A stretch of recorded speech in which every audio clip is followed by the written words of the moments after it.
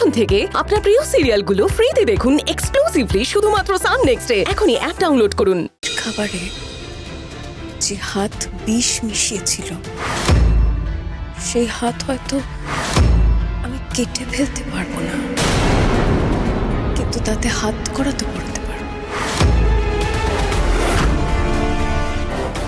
তার মানে তুমি বলতে চাইছো কি নিয়ে আলোচনা চলছে? অনামিকা আর প্রীতম এ বাড়িতে আসা নিয়ে, তাই তো? জাগৃতি, তোমার মাথার থেকে এখনো ভূত নামেনি? তুমি সেই এক কথা ধরে বসে আছো।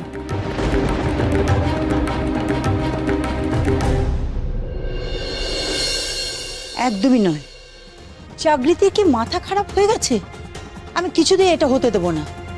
এই প্রীতম তো এই বাড়িতে ডাকছে, প্রীতমকে ডাকা মানে তো খাল কেটে কুমির নিয়ে আসা। আচ্ছা তুমি বলো, জাগৃতি সেটা বুঝতে পারছে না? হ্যাঁ, সেটা ভেবে তো আমিও অবাক হচ্ছি। অনিরুদ্ধকে নিয়ে জাগৃতি ওখানে সুখে সংসার করছে। এই তোমার কুলাঙ্গার ছেলে আর তার বউয়ের নজর পড়েছে এখন ওই সংসারের উপর। আর ওদের দুজনের কথাই বা বলি কেন? চুরির সাক্ষী আছে না আরেকজন, ঈশা। ঘরের শত্রু বিভীষণ, দুটো যে কতটা খারাপ সেটা আমি ভালো করে জানি। আরে ওদের জন্য তো এত বড় দুর্ঘটনাটা ঘটলো। ঠাকুরের আশীর্বাদে মেয়েটা এখন ভালো রয়েছে। কি হতো বলো তো? জানি না, আমি কিচ্ছু বুঝতে পারছি না ঠিক কেন করছে, কি করছে। এই পাইন, শোন, তুই একটা ফোন কর তোর বৌদিকে। ফোনটা করে আমাকে দে।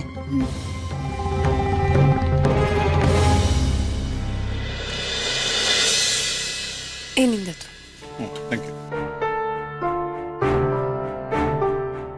পায়েল ফোন করেছে।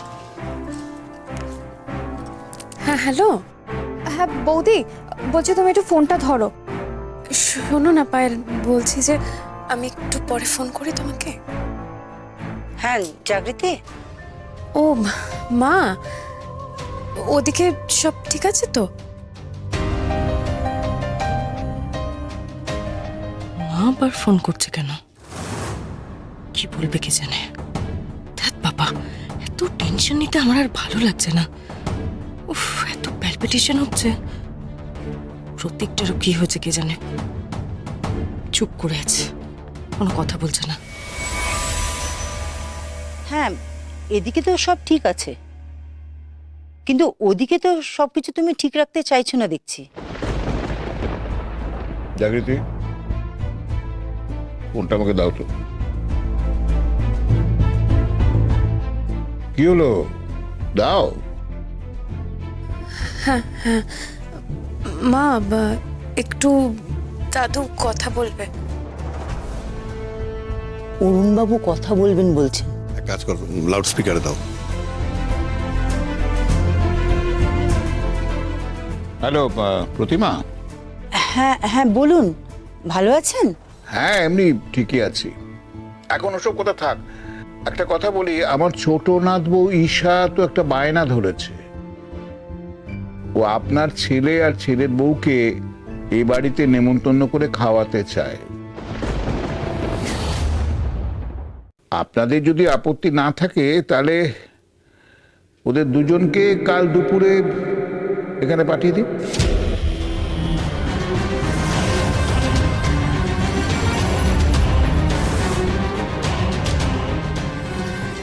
কিন্তু হ্যাঁ আমি জানি যে প্রীতম আপনার খুব বাধ্য ছিলেন নয়, তাও শুনলাম ওনাকে নিজে থেকেই আসতে চেয়েছে। তো ভালো কথা, আসুক না, আমরা ওদের জন্য অপেক্ষা করব।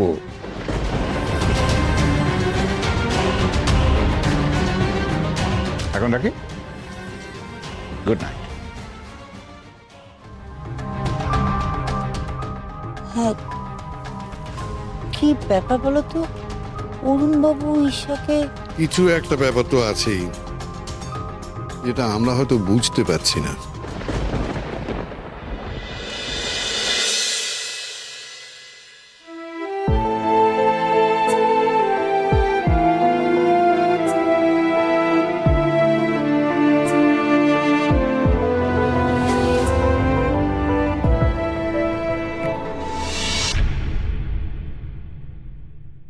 দাদু, দাদু, আমি তোমার এই সিদ্ধান্তের সাথে একমত নই। আমি জানি না তুমি এই ব্যাপারে জাগৃতিকে কেন সাপোর্ট করছো, কিন্তু আমার অবজেকশন আছে।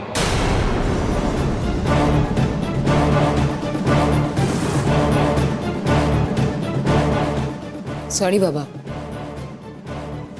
এই ব্যাপারে আমিও অনির সাথে একমত। আমারও অবজেকশন আছে। দেখো বাবা, তুমি দুম করে একটা সিদ্ধান্ত নিয়ে নিলে, আমাদের কারোর সাথে আলোচনা করার মতো প্রয়োজন মনে করলে না। তুমি হঠাৎ করে ঈশার দাদা বৌদিকে একেবারে আমাদের বাড়িতে আসতে বলে দিলে, আর শুধু আসতে নয়, প্রতিমা দেবীর সাথে কথা বলে একেবারে ইনভাইট করে দিলে। মানে আমাদের সাথে একবার আলোচনা করার প্রয়োজন মনে করলে না?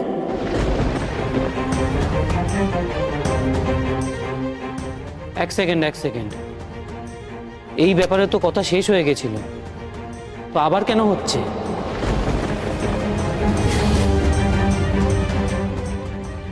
দাদুর হঠাৎ কি হলো?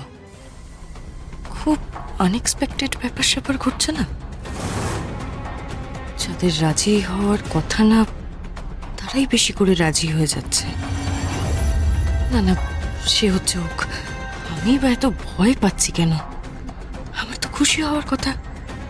তাহলে কথা শেষ হয়ে গিয়েছিল মানে? শেষ কথা তো আমাদের মধ্যে এটাই হয়েছিল যে ওরা এ বাড়িতে আসবে না। তারপরে এইসব প্রশ্ন উঠছে কেন? আর আমি তো পরিষ্কার জানিয়েই দিয়েছি, যারা আমার অনির এত বড় ক্ষতি করতে চেয়েছিল, আমাদের পরিবারের এত বড় ক্ষতি করতে চেয়েছিল, তাদের বাড়ি থেকে কেউ আমার বাড়িতে আসবে আমি অ্যালাউ করব না।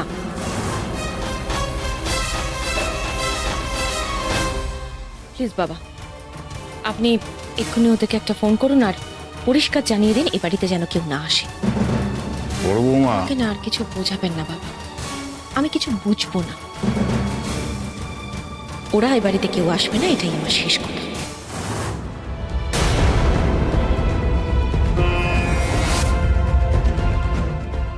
বড় বৌমা, সেদিন তুমি আমার সামনে প্রতিমা আর তার ছোট মেয়েকে বাড়ি থেকে অপমান করে তাড়িয়ে দিয়েছিলে। ওনাদের বাড়ির চৌকাঠ পর্যন্ত পেরোতে দাওনি। আমি প্রতিবাদ করলেও তুমি কিন্তু সেটা শোনোনি।